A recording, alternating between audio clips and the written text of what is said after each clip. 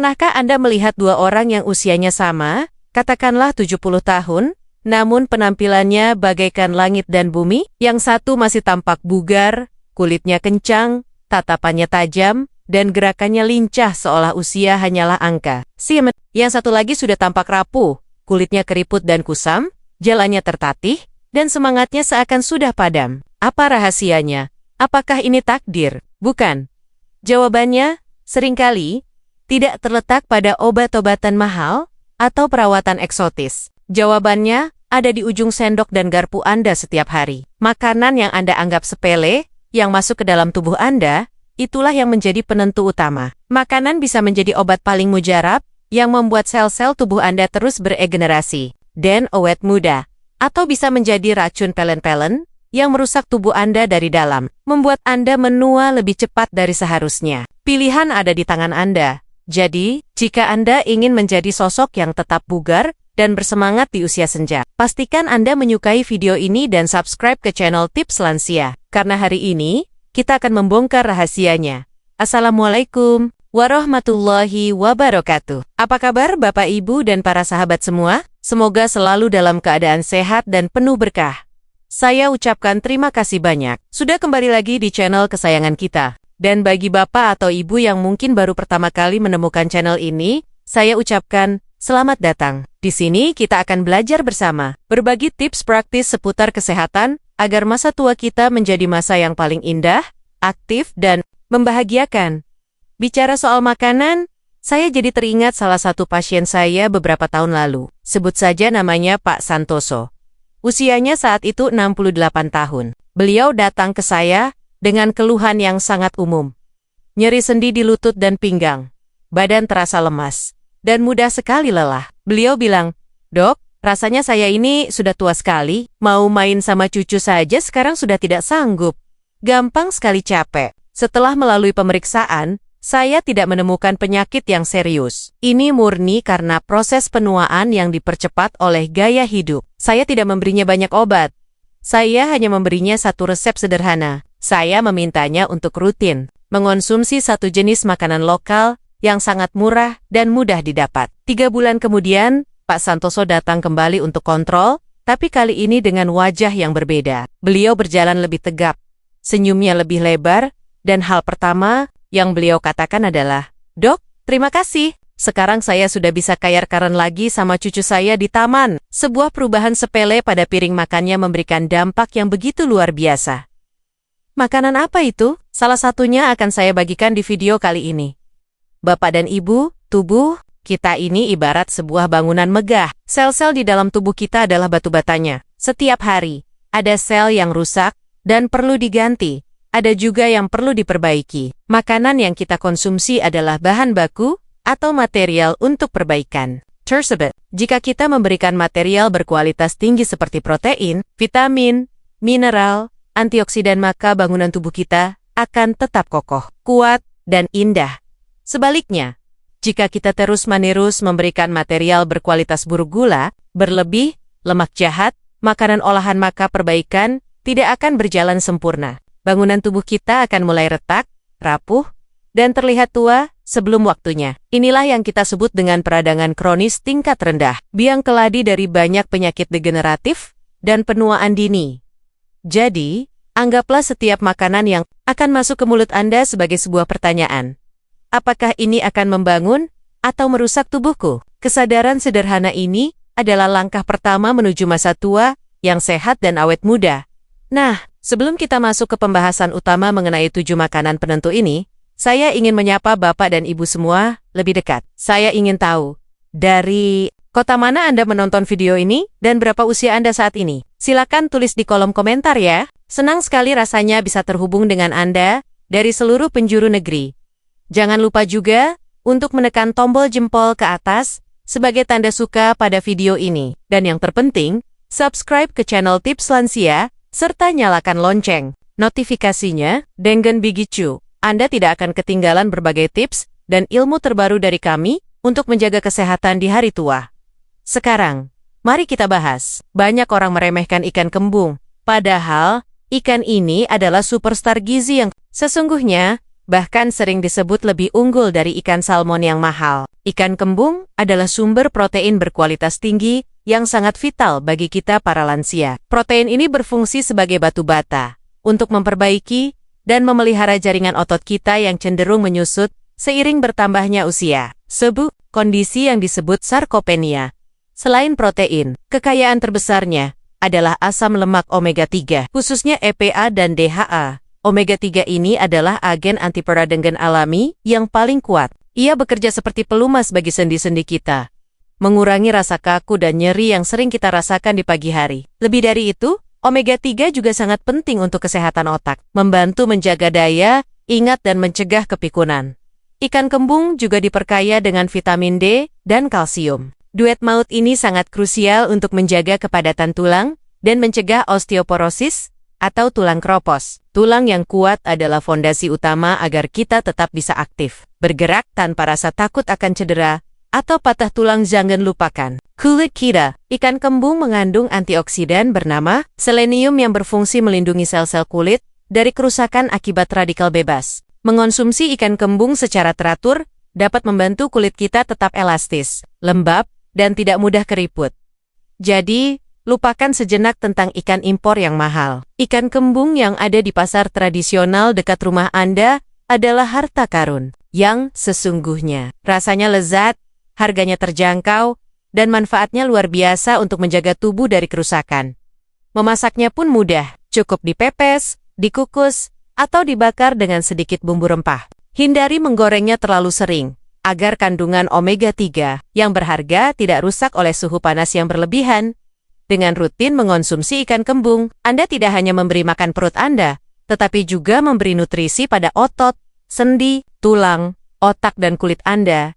Inilah cara cerdas untuk tetap awet muda dan bertenaga. Siapa yang tidak kenal tempe dan tahu? Makanan rakyat yang menjadi lauk sehari-hari ini ternyata adalah salah satu kunci untuk tetap kuat dan sehat di usia senja. Keduanya adalah sumber protein nabati terbaik. Pilihan cerdas bagi bapak dan ibu yang mungkin ingin mengurangi konsumsi daging merah. Protein ini esensial untuk regenerasi sel dan menjaga agar massa otot kita tidak hilang. Keistimewaan tempe terletak pada proses fermentasinya. Proses ini membuat tempe kaya akan probiotik atau bakteri baik. Probiotik ini sangat penting untuk menjaga kesehatan usus kita. Ingat, 70% sistem kekebalan tubuh kita berada di usus. Usus yang sehat berarti penyerapan nutrisi maksimal dan imun yang kuat, sehingga kita tidak gampang sakit. Baik tempe maupun tahu merupakan sumber kalsium dan magnesium yang baik. Dua mineral ini bekerja sama untuk membangun dan memelihara tulang, serta sendi yang kuat. Mencukupi kebutuhan kalsium dan magnesium adalah investasi jangka panjang untuk mencegah bungkuk dan masalah tulang lainnya di kemudian hari, khusus untuk para ibu. Tempe mengandung senyawa unik bernama isoflavon. Ini adalah fitoestrogen atau estrogen dari tumbuhan yang dapat membantu menyeimbangkan hormon, terutama setelah masa menopause. Selain itu, isoflavon juga berfungsi sebagai antioksidan kuat yang melawan kerusakan sel dan memperlambat tanda-tanda penuaan. Keunggulan lainnya adalah harganya yang sangat ekonomis dan cara pengolahannya yang serbaguna. Tempe bisa diolah menjadi bacem, orek, atau bahkan steak tempe. Tahu bisa ditumis, dibuat sup, atau menjadi campuran dalam sayuran. Ini adalah bukti bahwa untuk sehat, kita tidak perlu mengeluarkan banyak uang. Banyak pasien saya yang awalnya ragu, masa sih dok? Cuma daging tempe. Tapi setelah rutin memasukkannya ke dalam menu harian, mereka merasakan sendiri perbedaannya. Badan terasa lebih bertenaga, dan sistem pencernaan menjadi jauh lebih lancar. Jadi, jangan pernah lagi memandang sebelah mata pada tempe dan tahu. Di balik kesederhanaannya, tersimpan kekuatan besar untuk memperbaiki tubuh, memperkuat tulang, dan menjaga keseimbangan hormon kita. Sekarang kita beralih ke rempah yang pasti ada di setiap dapur di Indonesia, yaitu jahe. Jahe lebih dari sekadar bumbu penyedap masakan, atau bahan untuk membuat wedang hangat di kala hujan. Di dalam setiap ruas jahe, terkandung kekuatan medis yang telah diakui selama ribuan tahun, dan kini dibuktikan oleh ilmu pengetahuan modern. Ini adalah apotek alami yang tersembunyi di dapur Anda. Kekuatan utama jahe berasal dari senyawa aktif bernama gingerol. Gingerol inilah yang memberikan rasa pedas dan aroma khas pada jahe. Secara ilmiah, Gingerol adalah agen anti-inflamasi atau anti-peradangan yang sangat kuat. Cara kerjanya mirip dengan obat-obat pereda nyeri sendi, namun dengan efek samping yang jauh lebih minim. Bagi bapak atau ibu yang sering mengeluh lutut kaku pinggang linu atau nyeri pada persendian, jahe bisa menjadi sahabat terbaik Anda. Manfaat jahe tidak berhenti di situ. Sifatnya yang menghangatkan tubuh ternyata memiliki efek yang sangat baik bagi sirkulasi darah. Mengonsumsi jahe membantu melebarkan pembuluh darah, sehingga aliran darah menjadi lebih lancar. Aliran darah yang lancar berarti oksigen dan nutrisi penting dapat diantarkan ke seluruh sel tubuh dengan lebih efisien, mulai dari ujung kaki hingga ke otak. Hasilnya, badan terasa lebih bertenaga dan tidak gampang lelah. Jahe juga merupakan penyelamat bagi sistem pencernaan. Ia sangat efektif untuk meredakan perut kembung, mengatasi mual, dan membantu proses pencernaan secara keseluruhan. Seiring bertambahnya usia, produksi enzim pencernaan kita seringkali menurun. Jahe dapat membantu merangsang enzim tersebut, memastikan makanan yang kita makan dapat diserap nutrisinya secara maksimal. Jangan lupakan perannya sebagai peningkat sistem kekebalan tubuh. Jahe memiliki sifat antivirus dan antibakteri. Itulah sebabnya, sejak zaman nenek moyang kita, jahe selalu menjadi andalan utama untuk mengatasi gejala flu, batuk, dan sakit tenggorokan. Segelas teh jahe hangat saat merasa tidak enak badan bisa memberikan kelegaan yang luar biasa. Saya sering sekali menyarankan kepada pasien saya, terutama yang baru merasakan gejala awal radang sendi atau yang sering mengeluh masuk angin, alih langsung bergantung pada obat kimia. Cobalah terapi sederhana dengan rutin meminum air rebusan jahe setiap pagi. Perubahannya seringkali sangat signifikan. Badan terasa lebih hangat, sendi lebih nyaman, dan tubuh lebih bugar. Jadi, mulailah melihat jahe bukan hanya sebagai bumbu. Anggaplah ia sebagai suplemen harian Anda. Cara terbaik menikmatinya adalah dengan merebusnya, bukan dalam bentuk minuman instan yang tinggi. Gula, geprek siruas jahe. Seduh dengan air panas, tambahkan sedikit madu jika suka, dan nikmati khasiatnya setiap hari. Banyak lansia yang takut makan kacang. Alasannya klasik. Takut jerawatan, takut bisulan, atau takut kolesterol naik. Ini adalah mitos yang harus kita luruskan. Faktanya, kacang tanah dan kacang mete, jika dikonsumsi dengan cara yang benar dan porsi yang tepat, adalah camilan paling pintar yang bisa Anda pilih untuk menjaga kesehatan jantung, otak, dan kulit Anda. Kekeng kunang ini adalah sumber lemak sehat, yaitu lemak tak jenuh tunggal dan tak jenuh ganda. Jangan takut dengan kata lemak. Lemak jenis ini justru bekerja membersihkan pembuluh darah Anda. Ia membantu menurunkan kadar kolesterol jahat LDL yang menyebabkan plak, dan pada saat yang sama, meningkatkan kadar kolesterol baik HDL yang melindungi jantung Anda. Ini adalah cara alami untuk menjaga arteri tetap bersih dan elastis. Kacang juga merupakan sumber protein nabati yang sangat baik. Seperti yang kita bahas sebelumnya, protein ini sangat penting untuk melawan penyusutan massa otot atau sarkopenia. Menjadikan kacang sebagai camilan, berarti Anda memberikan makanan bagi otot Anda di sela-sela waktu makan utama. Membantu Anda tetap kuat dan tidak mudah goyah. Salah satu mineral penting yang sering terlupakan dan banyak diderita kekurangannya oleh para lansia adalah magnesium. Kacang tanah dan kacang mete kaya akan magnesium. Mineral ini berperan dalam lebih dari 300 reaksi biokimia di tubuh, termasuk menjaga irama jantung tetap normal, memperkuat tulang, dan menenangkan sistem saraf. Cukupnya asupan magnesium dapat membantu Anda tidur lebih nyenyak dan mengurangi kram otot. Kacang tanah secara khusus kaya akan vitamin E, sebuah antioksidan kuat. Vitamin E ini adalah pelindung utama sel-sel tubuh kita dari serangan radikal bebas, molekul jahat yang mempercepat proses penuaan. Vitamin E menjaga kulit kita tetap lembab dan kenyal, serta melindungi sel-sel otak dari kerusakan, sehingga membantu menjaga daya. Ingat, kunci mengonsumsi kacang adalah pada cara pengolahan dan porsinya. Pilihlah kacang yang dipanggang atau direbus, bukan digoreng. Hindari kacang dengan lapisan garam yang tebal. Untuk porsinya, cukup 1 genggam tangan Anda per hari. Jumlah ini sudah cukup untuk memberikan semua manfaatnya tanpa kalori yang berlebihan. Saya sering menganjurkan pasien diabetes saya untuk mengganti camilan biskuit manis atau gorengan mereka dengan segenggam kacang. Kacang memberikan energi yang tahan lama tanpa membuat gula darah melonjak drastis. Ini adalah camilan yang mengenyangkan, menyehatkan, dan memuaskan. Ubi jalar, baik yang berwarna oranye, ungu, atau putih, adalah makanan tradisional yang sering dianggap kampungan. Padahal, di dalam umbi sederhana ini tersimpan kekayaan nutrisi yang luar biasa. Ubi jalar adalah sumber karbohidrat kompleks yang jauh lebih unggul dibandingkan nasi putih atau roti tawar. Karbohidrat kompleks dicerna secara perlahan oleh tubuh, sehingga memberikan energi yang stabil dan tahan lama. Energi yang stabil ini berarti gula darah Anda tidak akan naik turun secara drastis. Ini sangat penting, tidak hanya bagi penderita diabetes, tetapi bagi kita semua untuk mencegah rasa lemas dan keinginan makan manis yang berlebihan. Ubi jalar juga kaya akan serat, yang sangat penting untuk menjaga kesehatan pencernaan, mencegah sembelit, dan memberi makan bakteri baik di usus kita. Warna pada ubi jalar bukanlah sekadar hiasan, melainkan penanda kandungan nutrisinya. Ubi jalar oranye kaya akan beta-karoten yang akan diubah tubuh menjadi vitamin A.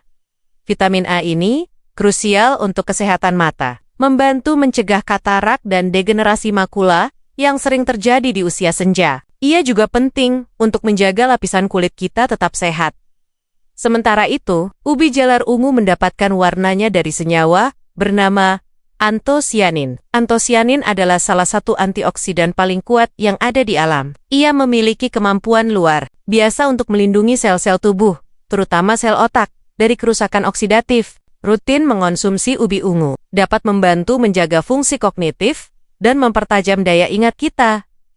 Jangan lupakan kandungan vitamin C di dalam ubi jalar. Vitamin C tidak hanya untuk meningkatkan kekebalan tubuh, tetapi juga merupakan komponen utama dalam pembentukan kolagen. Kolagen adalah protein yang membuat kulit kita tetap kencang dan sendi kita tetap lentur. Dengan cukupnya asupan vitamin C, kita membantu tubuh memperbaiki dirinya sendiri.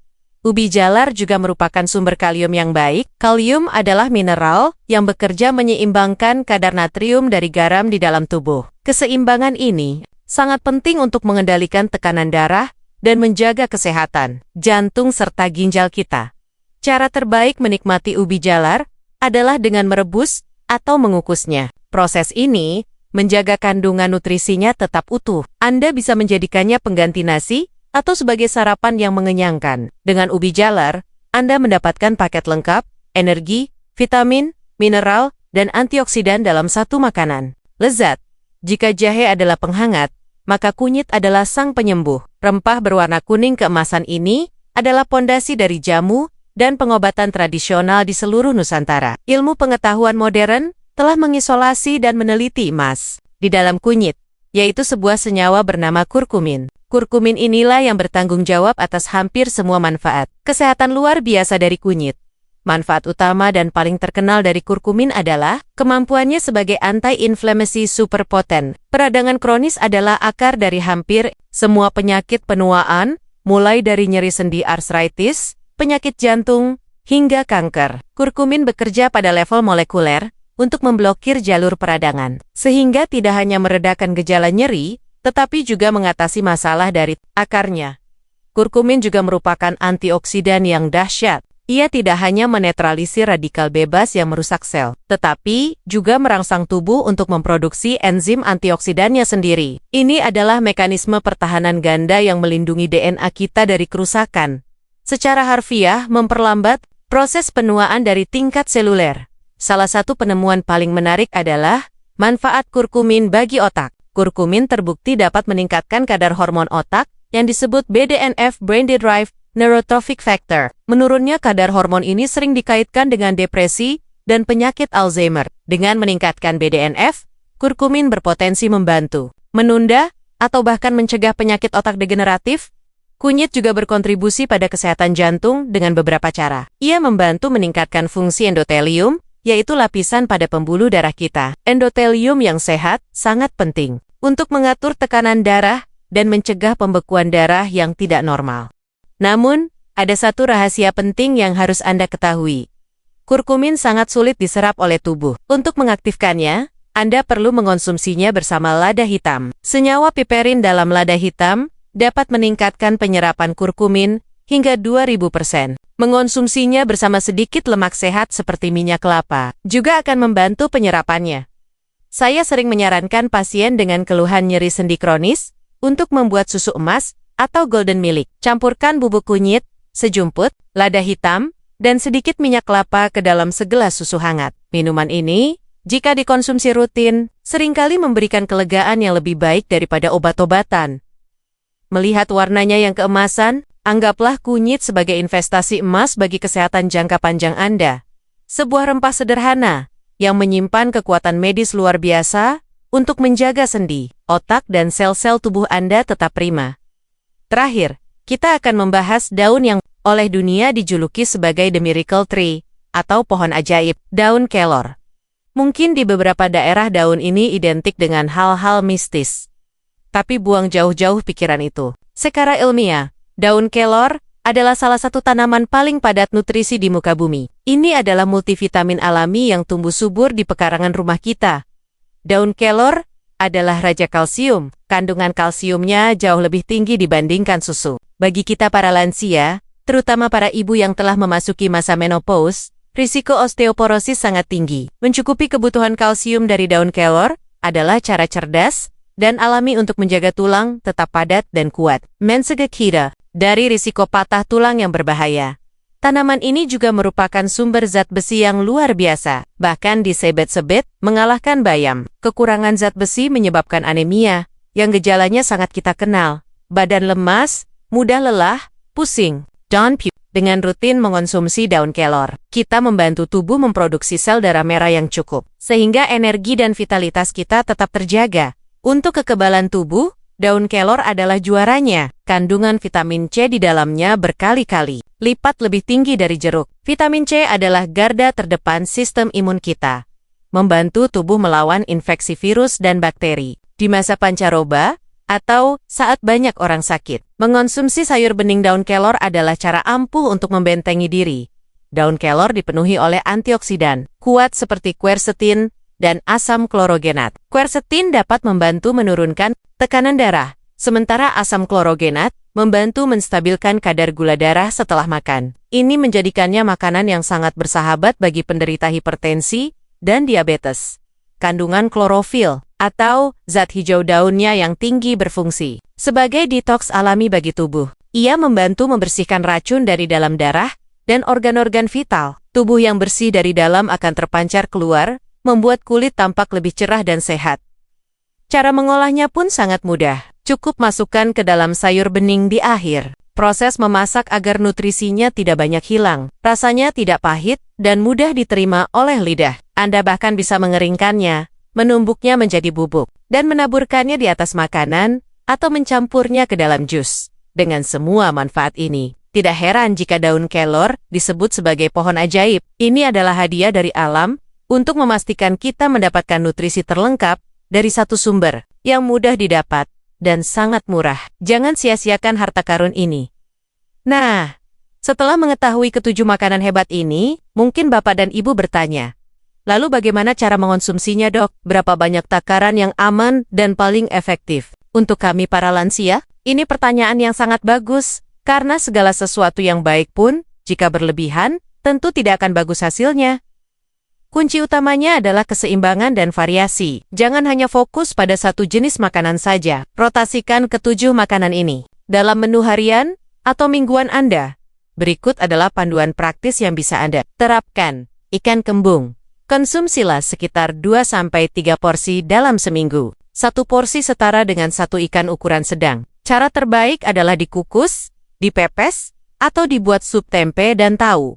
Anda bisa mengonsumsinya setiap hari sebagai lauk. Satu porsi tempe sekitar 2 potong ukuran sedang, dan tahu sekitar 1-2 potong. Besar, variasikan cara memasaknya, jahe dan kunyit.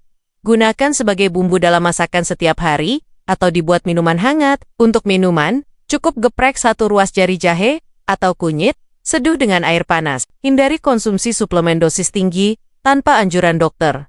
Kacang tanah dan kacang mete, jadikan sebagai camilan sehat. Cukup 1 genggam tangan per hari, sekitar 20-30 gram. Pilih yang dipanggang tanpa garam berlebih, bukan yang digoreng ubi. Jalar, bisa menjadi pengganti nasi sesekali. Satu porsi cukup satu buah ubi ukuran sedang, sekitar 150 sampai 200 gram. Cara terbaik adalah direbus atau dikukus untuk menjaga nutrisinya. Daun kelor.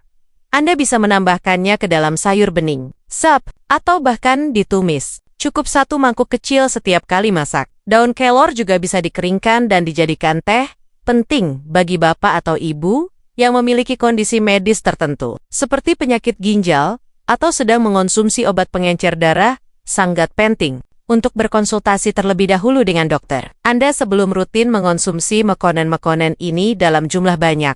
Jadi, Bapak dan Ibu, mari kita simpulkan perjalanan kita hari ini. Pertama, kita telah belajar bahwa proses penuaan bukanlah takdir yang tidak bisa diubah. Kecepatan tubuh kita rusak atau tetap awet muda sangat dipengaruhi oleh apa yang kita masukkan ke dalamnya setiap hari. Makanan adalah kuncinya.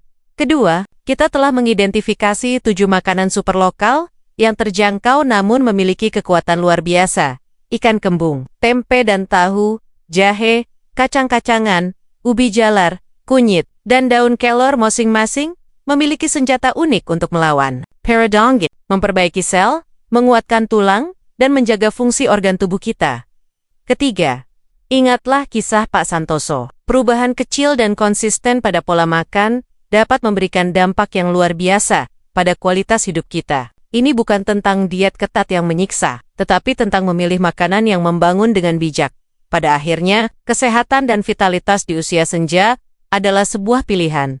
Pilihan yang kita buat di meja makan setiap hari. Melalui hari ini, pilih 1 atau 2 makanan dari daftar tadi dan masukkan ke dalam menu Anda secara rutin. Rasakan sendiri perbedaannya. Bagaimana Ibu dan Bapak? Apakah Anda sudah sering mengonsumsi makanan-makanan yang kita bahas tadi? Atau mungkin Anda baru sadar akan manfaatnya setelah menonton video ini? Coba ceritakan pengalaman Anda di kolom komentar. Saya juga ingin mengajak Bapak dan Ibu semua untuk secara sadar mulai menghindari kebiasaan buruk yang merusak tubuh, seperti terlalu banyak mengonsumsi gula, garam, dan makanan olahan yang miskin gizi. Gantilah camilan tidak sehat Anda dengan kacang-kacangan atau buah, dan gantilah minuman manis dengan teh jahe atau air putih. Terakhir, jika Anda merasa informasi ini sangat bermanfaat, jangan simpan sendiri. Ajak teman lansia Anda yang lain untuk mendapatkan manfaatnya. Bagikan video ini kepada keluarga, teman, atau grup komunitas Anda. Mari kita bersama-sama menciptakan komunitas lansia yang sehat, kuat, dan bahagia. Terima kasih sudah menyimak sampai akhir. Sampai jumpa di video selanjutnya. Wassalamualaikum warahmatullahi wabarakatuh.